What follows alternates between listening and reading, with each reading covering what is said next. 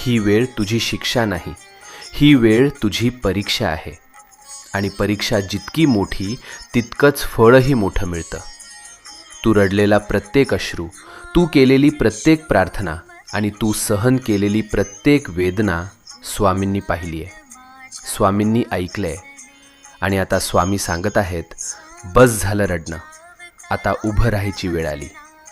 भूतकाळ तिथेच सोड, जे गेलंय ते संपलंय. आता तुझं जीवन नव्यानं सुरू होणार आहे.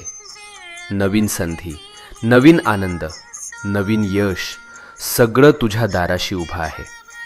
फक्त एक पाऊल पुढे टाक आणि मनापासून सांग, मी तयार आहे स्वामी, माझं आयुष्य बदलायला तयार आहे.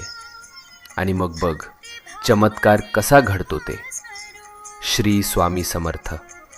जय जय रघुवीर समर्थ.